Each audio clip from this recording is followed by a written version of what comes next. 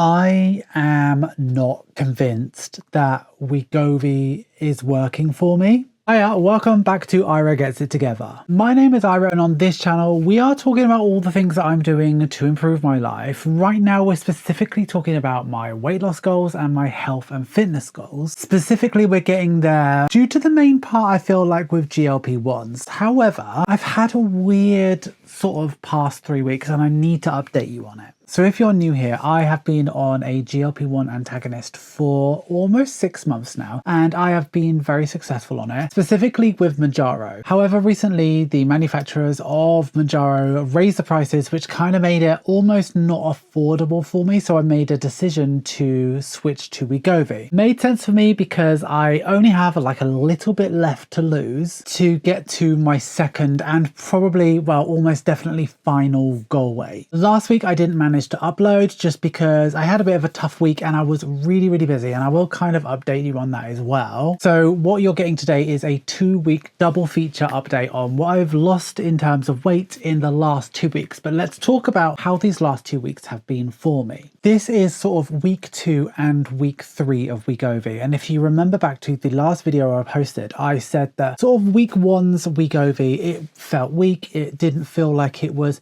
suppressing in the way that Mounjaro did, and I kind of felt like that was because I'm a bit of a good responder for Mounjaro, or I might be a typical responder, you never know. But I felt like Mounjaro really worked for me. I thought, do you know what, I'm going to give it a chance. I will give it a chance and see how it goes for me, and I was going to give it a go. I was going to see how it goes for me. You know, I was reading on the internet about how when you switch over from Mounjaro to Wegovy, sometimes it sort of takes a couple of weeks for it to sort of feel normal and start to take effect. So I was willing to give it the benefit of the doubt. I was willing to allow it to get into my system and see how it went. What I have found over the last 2 weeks, so the 2 weeks after the first week of Wegovy, is that sometimes I feel it, sometimes I don't. I feel like it's doing something. In terms of significant weight loss, for me, it's not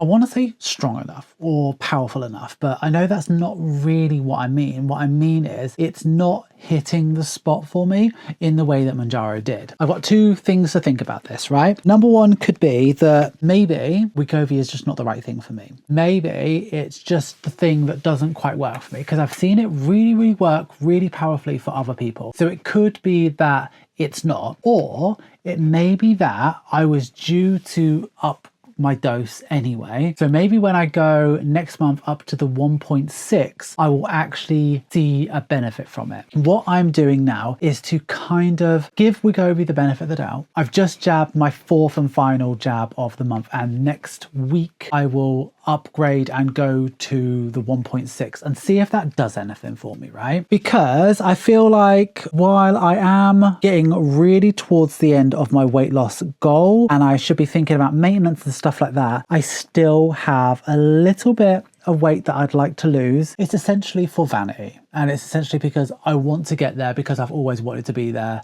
I'm in a position to make it happen for myself, so why not? So that's where I'm at with it. Let me talk to you about how it has been over the last 2 weeks. So I have felt very normal. I have felt normal hunger. Just everything's felt normal. It's almost like nothing has been in my system. It's almost like it has not touch the sides. And I know that that's ridiculous, because I feel like I don't truly know, or I can't really remember what it was like to not have anything in my system. Does that make sense? Like when I think back to where I was when I was bigger, when I had nothing, no antagonist in my system, I would like binge, I would really want takeaways and stuff like that. And yes, I have had takeaways over the last couple of weeks. Yes, I have had takeaways, but it's not been like, oh, I really yearn this. It's been like, okay, well, let's just have that. It's not, food is not as exciting for me as it used to be. So I feel like it's doing something, but it's very much in the background. It's very much minimal. So I'd be very interested to see what it feels like to have it not in my system. I think it's a really difficult fine line, and I think it's a really difficult situation to be in,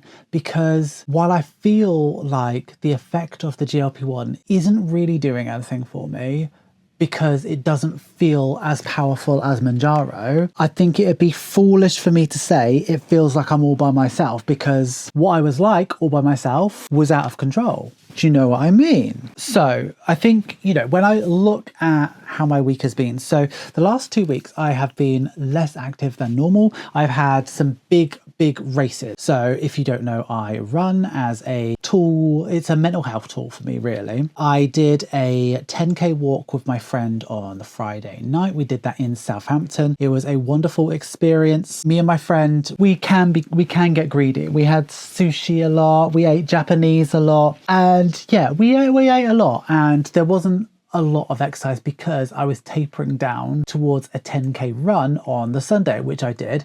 And it was a no pressure run. I did it in 54 minutes, which is just behind target, but like I wasn't trying very, very hard, right? Then the week later, I was properly tapering down. So tapering down for me means my last workout last week was on the Monday. Then I did no physical exercise for 4 or 5 days in a row. And then I ran a 5K, which is not a great deal of exercise. However, you'll be happy to know I was aiming to get my 5K done. It was a Great South Run. Aiming to get my 5K done in 25 minutes, and I did it in 24:08 or 24:09. I was really pleased with that. Less exercise than normal. I'm now going into a half marathon plan. So the amount of running I am about to go into, I think it's about 30 or 40K a week. I'm going to be running a lot. Calories will be burned. So I'm just interested to see how it's going to go for me. I'm also going to up my dosage. So I've just jabbed my last 1 milligram of Wegovy,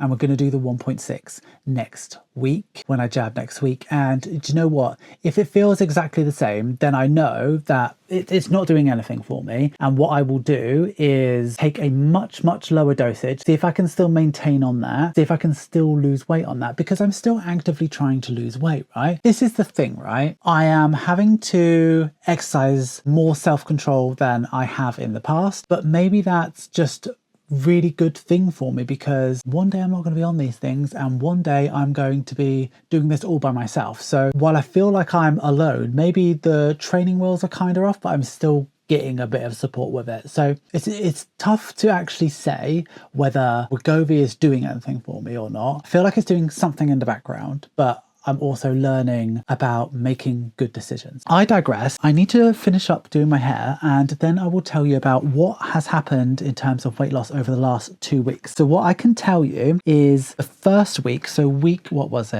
26, I lost 0. I lost nothing whatsoever. That was the week where I met up with my friend. There was quite a lot of overeating. I left the table feeling like I was going to throw up more than once, and that is not a new sensation for me, because I would do that to myself in the past as a bigger person, but it didn't take a lot to make me feel very overfull, and it was a very uncomfortable and quite distressing feeling for me. Now I kind of know not to do that. It doesn't make me feel good. So since then I haven't done it. And in 6 months, that's the first time I've felt like I've really overate, and I've really paid the price for it, for feeling very nauseated for like a couple of hours.